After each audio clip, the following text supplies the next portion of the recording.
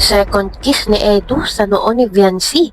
Ikinagalit ba ng magulang ni Viancy? Sumusobra na ba daw?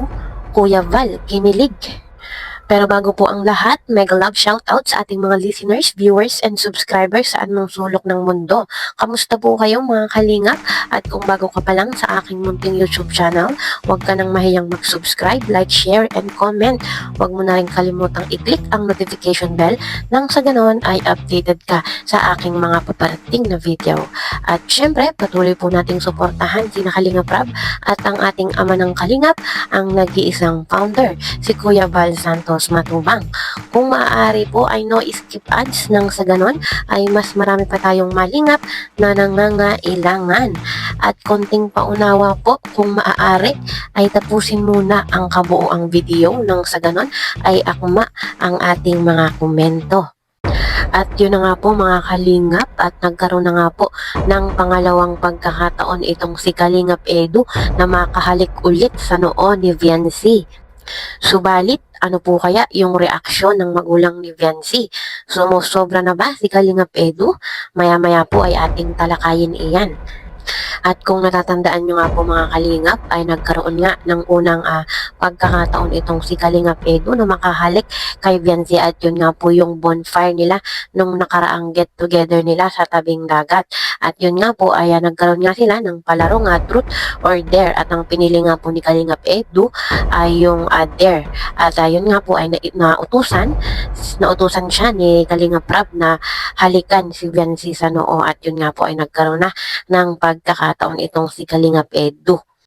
Kumbaga po ay wala namang sapilitang nangyari doon sa kanilang ginawa, at alam naman nating lahat na ginusto nila yung dalawa. Kung natatandaan nyo nga po ay itinuro pa ni Viancy yung kanyang noo para doon humalik si Kalingap Edu. Kumbaga po ay parehong bukal sa loob ang nangyari, wala pong sapilitan. At dahil nga po doon ay labis yung ikinatuwa ng ating mga LC supporters, dahil alam naman nating lahat na yun ang gusto natin, ang magkaroon ng moment itong dalawa. At isa pa nga po sa nakakatuwa ay pagkatapos ng pangyayaring yun ay lalong naging malalim yung kanilang nararamdaman sa isa't isa. Kitang-kita po natin yan sa kanilang mga mata, at marami rin pong nagsasabi, at isa na nga po diyan si Kalingap Rab. At yun nga po, kung natatandaan nyo nga po, ay meron silang mga bulong patungkol dito sa EDC na sila nga daw po ay mag-MU na. Kumbaga po ay nagkakaintindihan, meron na pong pagkakaunawaan, wala man pong commitment, walang label, pero alam po nila sa isa't isa na meron na silang nararamdaman. At alam naman nating lahat na pabor sa atin yun, dahil alam ko naman na yun ang gusto natin, ang talagang magkatuluyan itong dalawang ito. Bagamat hindi pa nga po pwede at wala pa sa tamang edad itong si Viancy, at kailangan maghintay ni Kalingap Edu, at alam mo naman at alam naman nating lahat na makakapaghintay itong si Kalingap Edu. Pwede po siyang makapaghintay pa ng 3 years or 5 years baga po ay kailangan makatapos muna ng pag-aaral itong si Viancy. Kahit alam naman po nating lahat na pwede na itong mag-asawa si Kalingap Edu at pwede siyang makahanap ng iba, yun pong kapareho niya ng edad at pareho pong stable na sa buhay. Pero dahil nga po dumating sa buhay niya si Viancy, ay siguro naman po ay kaya niyang maghintay ng ilang taon pa. Bagamat hindi po natin alam kung ano pa yung pwedeng mangyari in the future, lalo pa nga po at bata pa itong si Viancy, at ito nga si Kalingap Edu ay nasa tamang edad naman at pwede na siyang mag-settle down. Pero abangan po natin kung ano man ang mangyari sa kanila, at palagi po natin silang suportahan. At yun na nga po mga kalingap, sa pangalawang pagkakataon ay nakahalik ng muli itong si Kalingap Edu sa noo ni Viancy, at doon nga po ay grabe po yung kilig ni Kuya Val. Talagang nagsisigaw po siya at nagtatalon.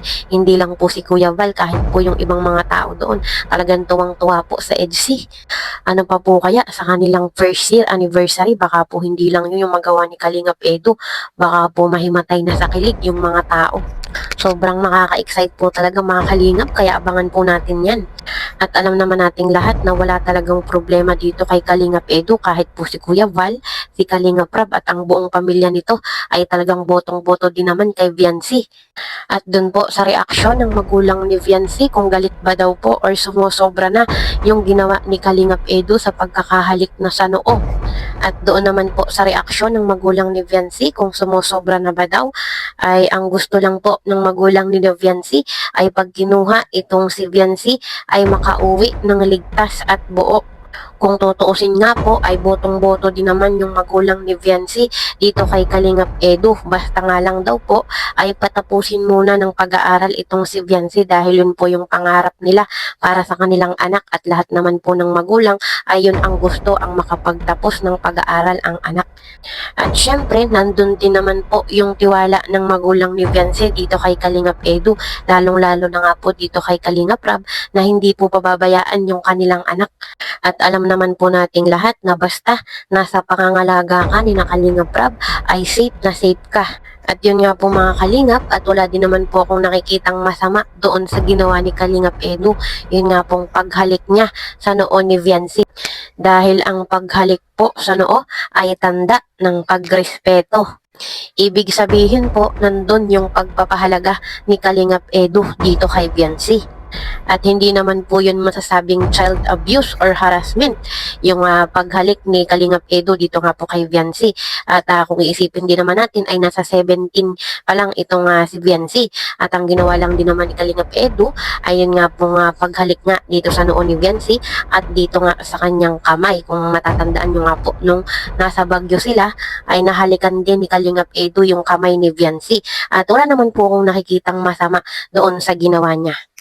At syempre po, ang maganda naman din sa ginawa ni Kalingap Edu ay bago niya gawin yung mga ganong bagay, ay humingi siya ng pahintulot dito kay Viancy. Kung napanood nyo nga po ay nagpapaalam naman siya kung pwede ba. Di ba po? Syempre po, kung hindi rin naman papayag si Viancy, ay hindi yun gagawin ni Kalingap Edu. Hindi niya itutuloy yung mga request ng ating mga supporters or yung kanyang mga tao sa paligid. Kaya po wala akong nakikita na sumusobra na itong si Kalingap Edu, nandun pa rin po yung respect. At hindi rin naman papahintulutan itong si Kalingap Edu ni na Kuya Val at ni Kalingap Rab. Syempre po, kung ano man ang mangyari dito kaya Viancy, ay syempre pananagutan din po nila. Kaya wala po akong nakikitang masama or sumusobra na itong si Kalingap Edu. Bagkus nga po ay nagpapaalam naman ito bago gawin yung mga ganong bagay. Kaya mga Kalingap, abang-abang lang tayo sa mga susunod na mangyayari pa at talagang nakaka-excite yung mga mangyayari. Hanggang dito na lang po muna. See you in my next video. Bye!